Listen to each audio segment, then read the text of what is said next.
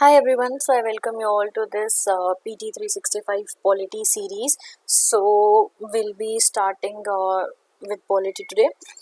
So today we'll be seeing some of the topics, that issues which are related to constitution, that is basic structure, impeachment of president, pardoning power of government. We'll not be seeing this. We'll do this with when we'll do the acts and official language act and some other important news. Okay. So let's start with our first news, that is basic structure. तो इसमें थोड़ा बहुत background जानना भी ज़रूरी है, सो आई right it down और वो सारी चीज़ें इसमें लिखी हुई हैं, so you can note down. Okay, so let us start.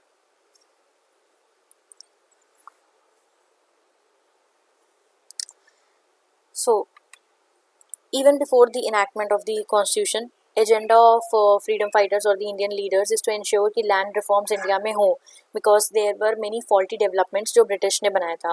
लेकिन बहुत सारे hurdles थे इसके implementation, मतलब land reforms के implementation में.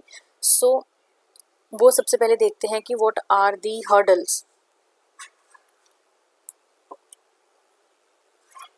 There were many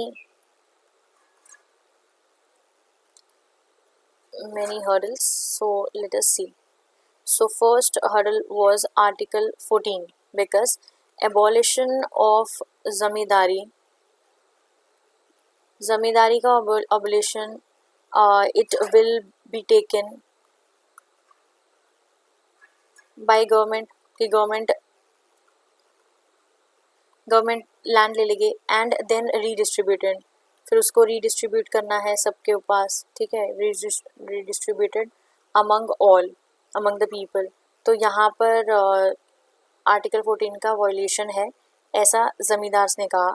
it was said bye zamindars कि यहाँ पर आर्टिकल 14 का वायलेशन है, क्योंकि ज़बरदस्ती हमसे हमारी लैंड लिया जा रहा है. That is in equality. तो उन्होंने यहाँ पे क्या कहा कि it is in equality among the different people, अलग अलग पीपल के लिए इन इक्वालिटी है. ये था पहला हर्डल. दूसरा हर्डल आ गया article 19(1)(f, that was itself right to acquire the property, right to acquire or dispose of the property. Another hurdle was Article 31 itself, that is right to property. Why hurdles? Because Article 13, अब ये hurdles क्यों हैं? See, Article 13 state in India cannot enact a law, कोई भी ऐसा law enact नहीं कर सकते which is contrary or which abrogates to fundamental rights. So here Article 14 is a fundamental right, 19(1)(f is a fundamental right, 31 is a fundamental right. तो it or which reduces, any law which reduces the effect, which reduces मतलब जो which reduces the effect, जो fundamental right का effect जो है उसको reduce कर रहा है, वो लागू नहीं किया जा सकता, ठीक है. और आर्टिकल 13 में स्टेट जो वर्ड है इसमें क्या है ये हमें बताता है. आर्टिकल 12 क्या बताता है? डेफिनेशन ऑफ स्टेट इसमें क्या है? सारे legislature, executive, legislative assembly, local bodies और एनी बॉडी जो किसी स्टैट्यूट से लाई गई है, that is all is state. So अब इसके बाद ये जो लॉ है जो आर्टिकल 13 के अंडर जो फंडामेंटल राइट्स को वायलेट करेगा, तो इट विल बी वायलेटिव, ठीक है, ये वायलेट हो जाएगा. It will be declared as null and void, इसको हटा देंगे under article 13. To overcome this, अब ये सारा प्रोसेस तो दिख रहा था उनको. टू ओवरकम दिस, तो here Jawaharlal Nehru what did he? Made an attempt to amend the constitution. So what he did, he amend the constitution via first constitutional amendment act of 1951. So what he did, he introduced schedule 9 of Indian constitution, where article 31A and 31B introduced. तो यहाँ पर ये सब introduce कर दिया। Just law, यहाँ पे क्या किया कि laws related to some specific purposes, कुछ स्पेसिफिक पर्पसेस के लिए they can not be declared as unconstitution. उन्होंने बोल दिया कि इसे अनकॉन्स्टिट्यूशनल डिक्लेयर नहीं कर सकते, बिकॉज मेयरली, उन्होंने आगे लिखा merely if they violate fundamental rights. उन्होंने बोला कि merely if they violate fundamental rights तो they can not be called as unconstitutional, that is 31A, whereas 31B added the schedule 9 to the constitution, list of various laws। इसमें क्या आते हैं, बहुत सारे various laws which are various laws relating to the land reforms के काफ़ी सारे laws इसमें उन्होंने डाल दिए। ठीक है, यहाँ तक हो गया clear. Now here comes first case, Shankari प्रसाद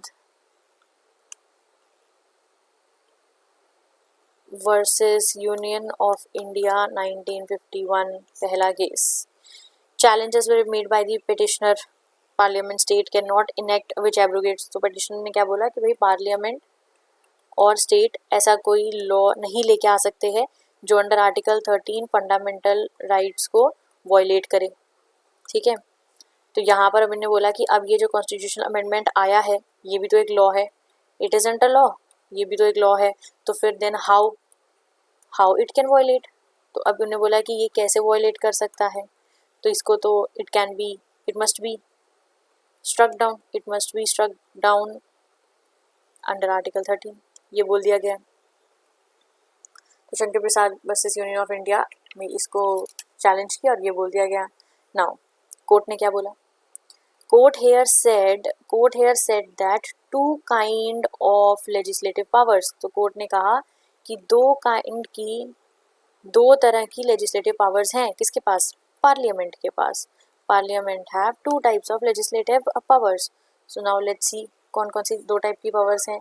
पहला कि it can make ordinary laws, कि ये ऑर्डिनरी लॉज बना सकते हैं। दूसरा, it can make constituent laws भी बना सकते हैं under the constitutional legislative power. ठीक है, और ऑर्डिनरी लॉज बना सकते हैं under the ordinary legislative powers. तो कोर्ट हैज सेड कि only and only these laws they are and they cannot violate fundamental rights। सिर्फ और सिर्फ ये फंडामेंटल राइट्स वायलेट नहीं कर सकते, वेयर एज जो कॉन्स्टिट्यूशनल लॉज हैं ये लॉज नहीं है।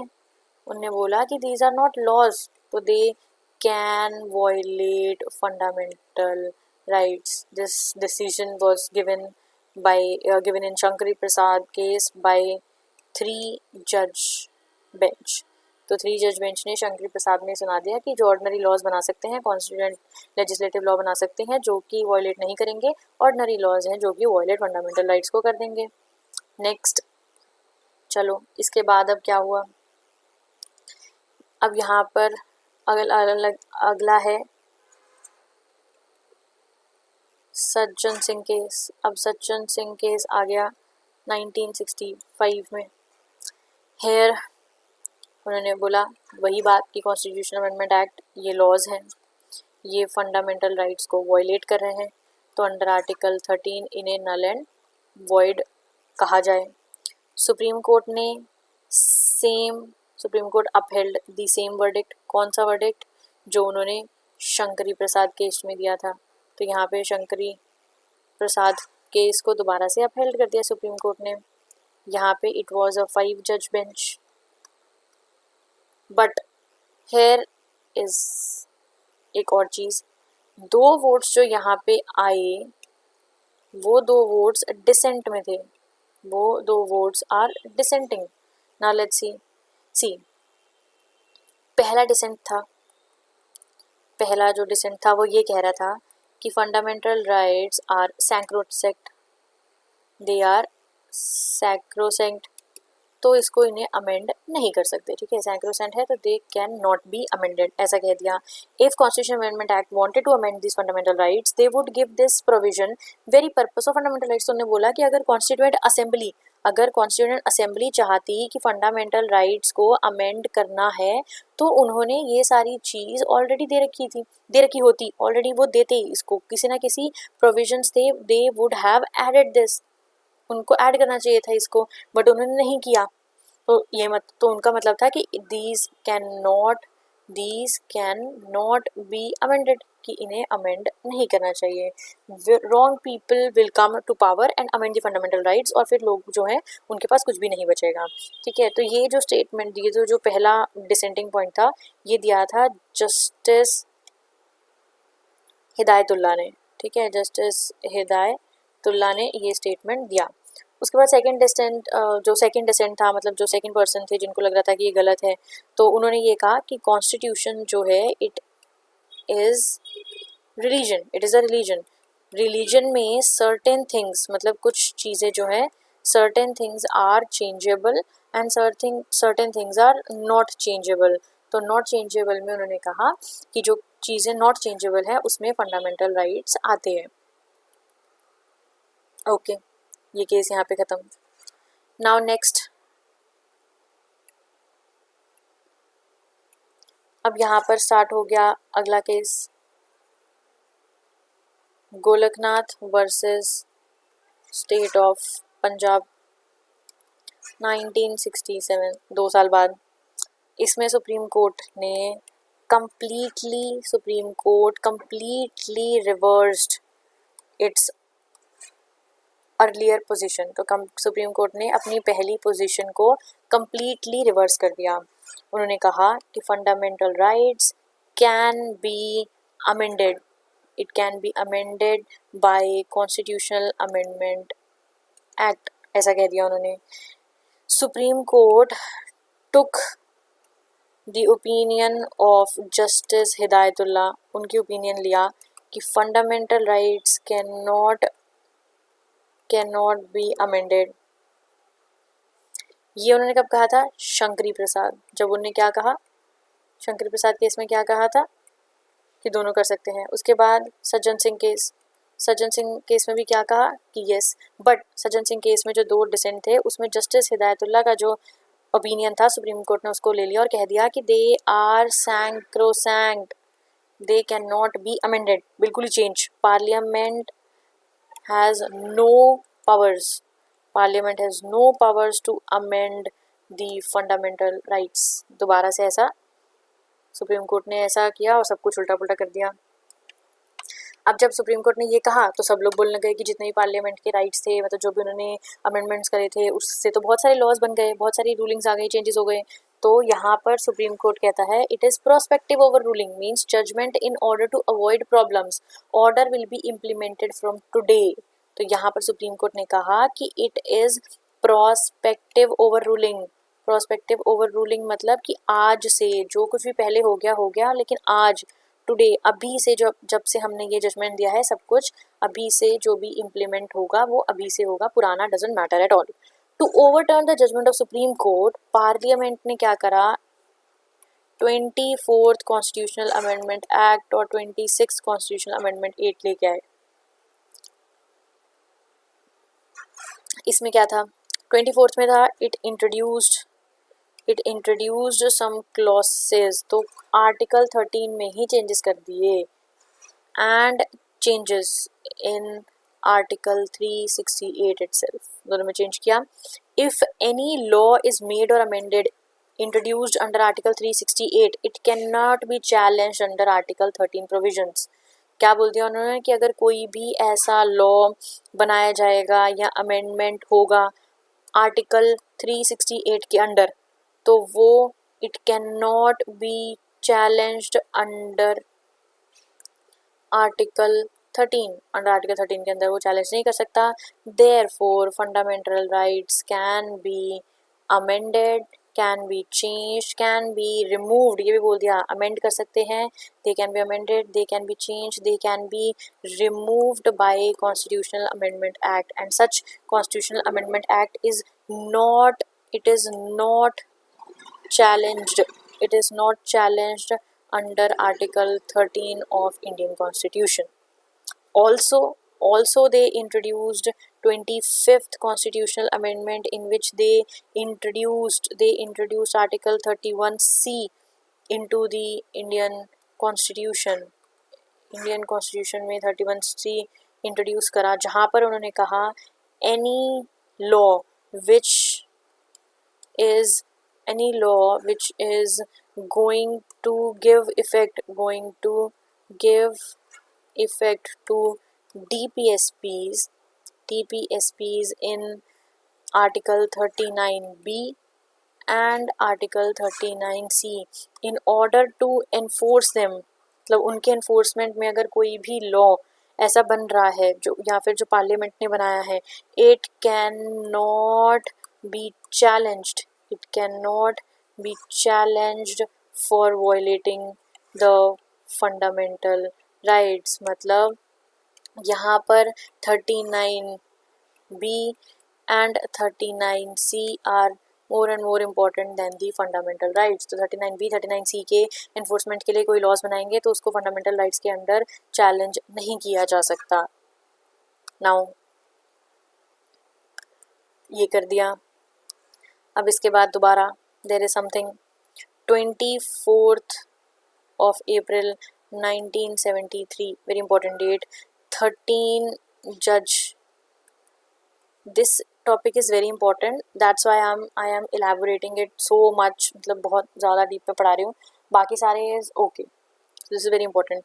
बहुत सारे questions can be asked, different types of cases are there. So 13 जज बेंच बैठी, 7:6 के रेशो में जजमेंट आया, एंड इसमें 24th and 25th constitutional amendment act challenge कर दिया गया ऑन दिस डेट, और कहा गया कि it is unconstitutional.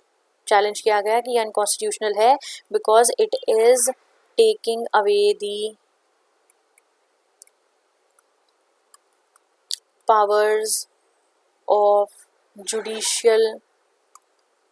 Judicial review की पावर्स ले रहे हैं, इसलिए ये दोनों एक्ट्स जो है वो अनकॉन्स्टिट्यूशनल है. Every constitution has certain parts which cannot be amended, it will be called as basic structure. तो कहा गया कि कॉन्स्टिट्यूशन के बहुत सारे पार्ट्स हैं जिनको चेंज नहीं किया जा सकता, जिनको अमेंड नहीं किया जा सकता, they are known as basic structure. यहाँ पर this has been introduced basic structure by the Supreme Court, जहाँ पे certain parts cannot be amended under any circumstances. Keshwananda Bharti case challenged via 42nd. This case जहाँ पे basic structure आया, it was very important. Keshwananda Bharti case.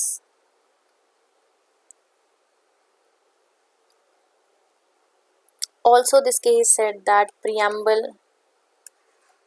is a part of constitution and also it is amendable. अब यहाँ पे बहुत सारे parts ना Keshavananda Bharti case में बेसिक स्ट्रक्चर के under different types, different parts are added. So here all are written like sovereignty of India, essential features of Indian freedoms, mandate to build welfare state, supremacy of the constitution, republican democratic form of government, secular federal, separation of powers between legislature, executive, judiciary, unity and integrity of the nation, power of judicial review, harmony and balance between fundamental rights, CPSPs, parliamentary system, rule of law, principal equality, fair and free elections, independence of judiciary, effective access to justice, underlying fundamental rights, power of Supreme Court under Article 32, 136, 141 and 142, powers of the High Court under 226 and 227. So these are some of the basic structure के elements और ये time to time add किए गए थे. So यहाँ पर ये बोल दिया now 42nd amendment 42nd Constitutional Amendment Act of 1976 challenged the Keshavanda Bharati case and introduced and change in Article 368. Any change brought under Article 368 cannot be challenged in any court of India. तो उन्होंने 42nd amendment में क्या बोल दिया कि कोई भी change article 360 under के 8 के अंडर लाएंगे, it can not be challenged, तो उसको किसी भी कोर्ट में चैलेंज नहीं कर सकते in any court of India, ऐसा बोल दिया। ये वाला जो प्रोविजन है it has been challenged in Minerva Mills case 1980। अब यहाँ पे मिनर्वा मिल्स केस 1980 में इस प्रोविजन को चैलेंज किया गया।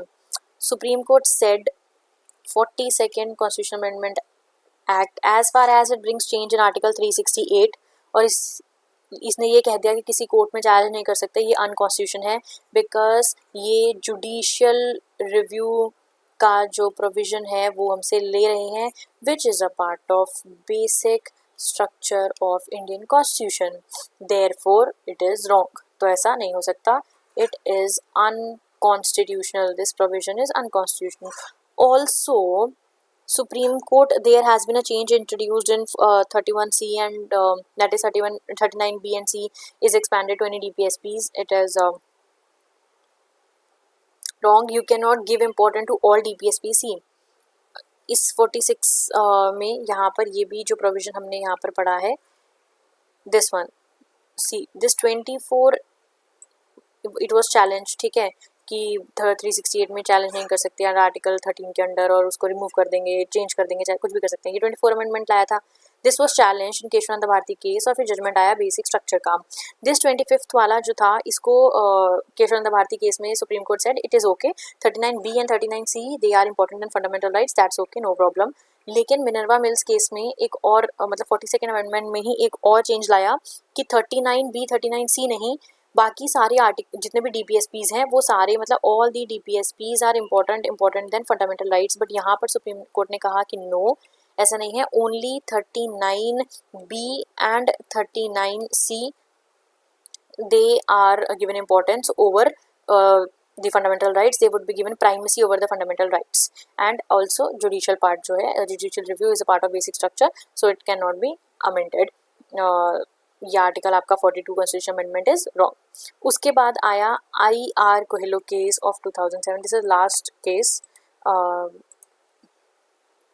regarding to this, so it was IR Coelho case of 2007। इसमें laws placed with in schedule 9 can be a judicial review. तो यहाँ पे ये था कि जो भी लॉज प्लेस्ड, इसमें यहाँ पे चैलेंज क्या किया कि laws placed in schedule 9 they can be they under judicial review, can be they judicial review के अंडर क्या वो है, and also article 14, 19, 21 they are violated, can be violated by laws placed in schedule 9, कि जो भी laws हैं वो article 14, 19, 21 को वायलेट कर सकते हैं, और else they are provided with blanket immunity, और या फिर इन सबको कोई ब्लैंकेट इम्यूनिटी प्रोवाइड करी हुई है। सो यहाँ पर बोला गया कि schedule 9 laws after April of 24, 1973, if any law is introduced, तो Supreme Court can check its constitutionality, तो उसकी कॉन्स्टिट्यूशनैलिटी को सुप्रीम कोर्ट चेक कर सकता है कि वेदर इट वायलेट्स आर्टिकल 14, 19, 21 और नो।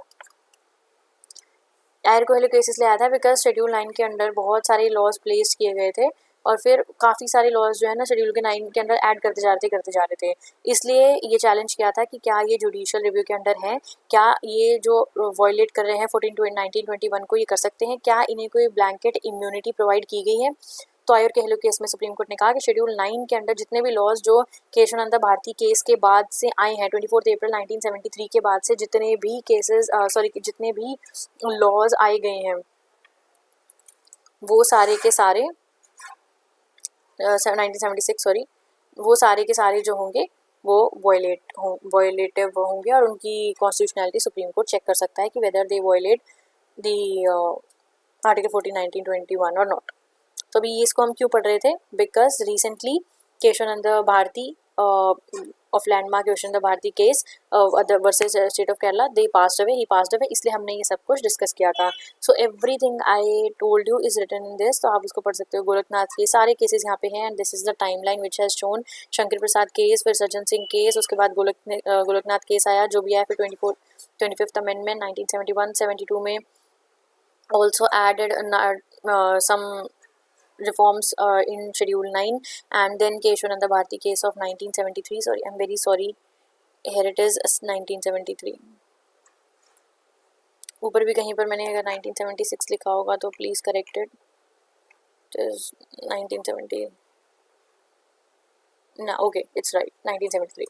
ओके, फिर उसके बाद यहाँ पर Minerva case and IR Coelho case, I have explained everything and it Kesavananda Bharati case में it upheld the validity of 24th amendment. Parliament had to amend the power all provisions of the constitution including fundamental rights, बस basic structure doctrine को आप हाथ नहीं लगा सकते। And also preamble is part of constitution, I told you. Okay, so now let's move on to our next news. Please read it once, everything I have told is written in it. So impeachment of a president under article 61, impeachment of president is the process is given, so on the grounds of कौन से grounds है, so let's see. Violation of constitution under article 61 India के लिए it is the ground for impeachment of president. USA के लिए it is treason, bribery or any other high crimes. Who can initiate in India? Either house of the parliament. Any house of the parliament can initiate the impeachment process in India, can move the resolution and it has to be signed by 1/4 of the member of that particular house. At least 14 days notice जो है वो president को देना चाहिए, तो यहाँ पे 1/4 members जो है वो sign करेंगे, 14 days notice president को देंगे। उसके बाद 2/3 majority of the total membership of the house, total membership of the house मतलब सारे लोग, ठीक है। उसके बाद यहाँ से पास होने के बाद सेकेंड हाउस जो होगा ये एक इन्वेस्टिगेटिंग हाउस की तरह काम करेगा and it will also pass with the same majority, that is 2/3 majority of total membership of the house, उससे पास करेंगे and then it will be passed और फिर उसके बाद रेजोल्यूशन मूव हो जाएगा, प्रेसिडेंट विल बी इम्पीच। तो अभी तक कोई भी इंडियन प्रेसिडेंट इम्पीच नहीं हुए हैं।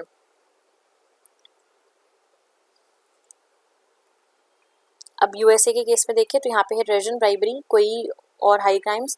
यहाँ पे इंडिया में कोई भी house of the parliament can initiate, but यहाँ पे it is only the house of representative, that is lower house, जैसे कि लोकसभा है हमारा। Pass with the simple majority to start the trial start के लिए सिंपल मेजोरिटी। यहाँ पे हमें सबसे पहले चार्जेस जिन्होंने लगाए हैं 1/4 मेंबर साइन करेंगे, 14 दिन का नोटिस देंगे, उसके बाद 2/3 मेजोरिटी से पास होंगे। सेकेंड हाउस में इन्वेस्टिगेशन होगा और फिर 2/3 majority of the total membership से पास होगा, उसके बाद ही पास होगा। यहाँ पर यूएसए में क्या होता है कि सेनेट जो अपर हाउस है वो कोर्ट की तरह काम करेगा और वो 2/3 सेनेट वोट्स के साथ पास होगा।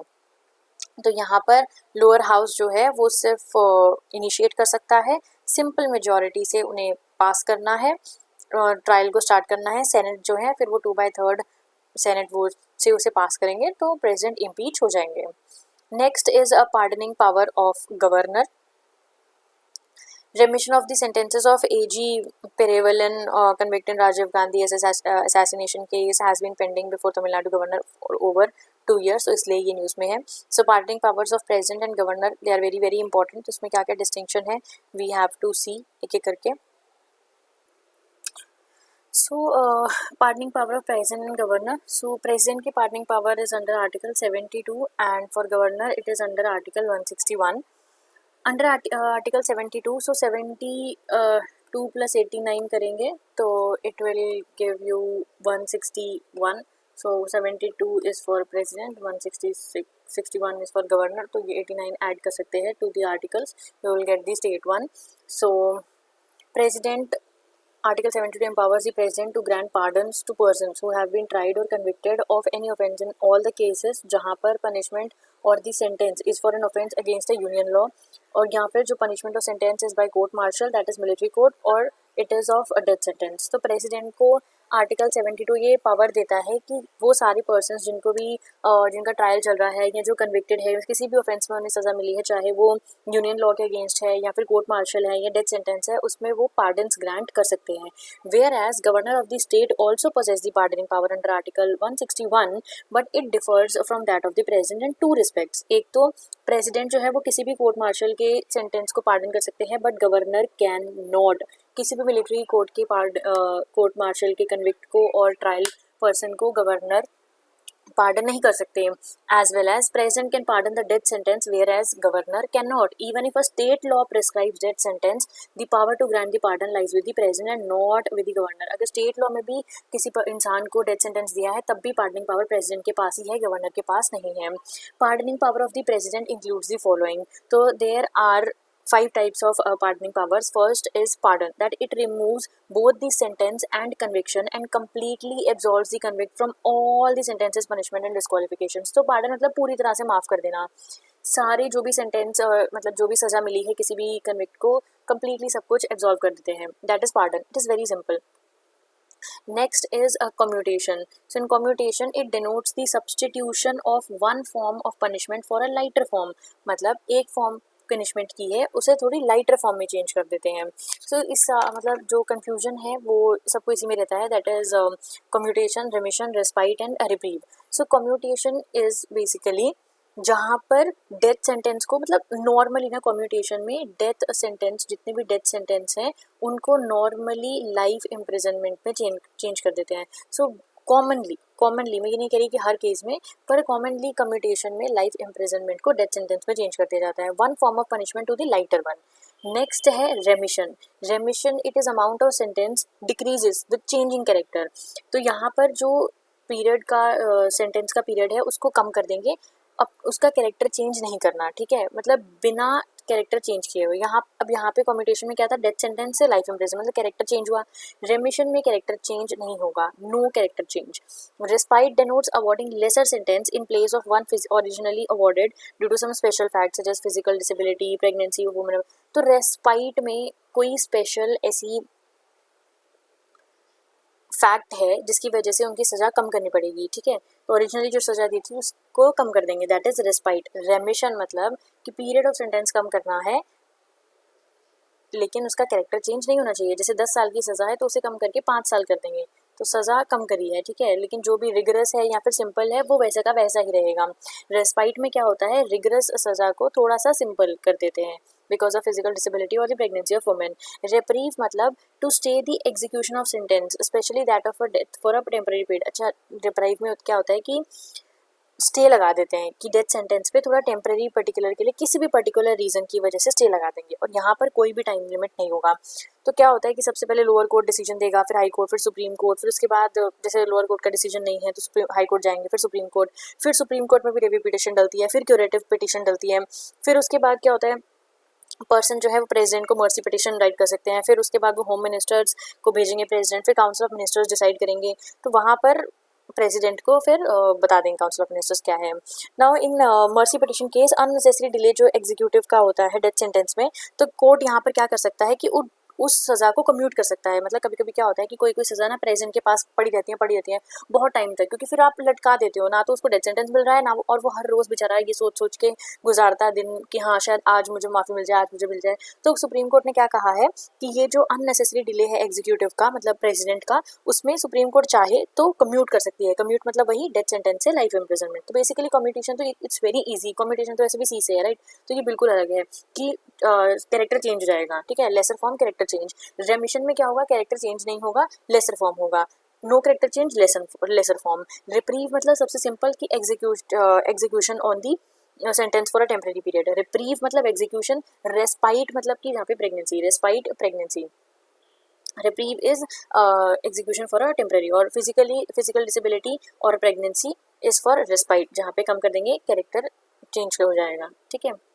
Governor can also grant the pardons, reprieves, respite, remission of punishment, or suspend, remit, commute the sentence of any person convicted of any against the sustained state law. But governor can suspend, remit, or commute a death sentence. Can not. यहाँ पे आएगा governor can not. Governor can not. Comparison between pardoning power of India or US President. So recently US President exercised his pardoning power to pardon his former national security advisor. US President has the constitutional right to pardon or commute sentence related to the federal crimes and it is granted without the limit and it cannot be restricted. कोई limit नहीं है, कोई restrictions नहीं है. However, President of India has to act on the advice of the cabinet. तो वही जैसे mercy petition में Article 72 के अंदर President को cabinet के advice पे काम करना होता है. He has the power to grant pardons, reprieves, respite, remissions of punishment. लेकिन US President के पास कोई restriction कुछ भी नहीं है. So this topic we'll do in the acts. Now let's move on to the next topic, that is Official Languages Act. Recently, Chief Justice of India recommended amending the Official Languages Act of 1963 to include more vernacular languages in governance and not just confine it to Hindi or English. तो Chief Justice of India ने कहा है कि Official Languages Act of 1963 को amend करो, उसमें vernacular languages act करो governance के लिए जो अभी सिर्फ हिंदी और इंग्लिश में confined है. What is Official Languages Act of 1963? The act was enacted in 1963 जिसमें to provide the languages which may be used for official purposes of the union, for transaction of business in parliament, central state acts or for certain purposes in high courts.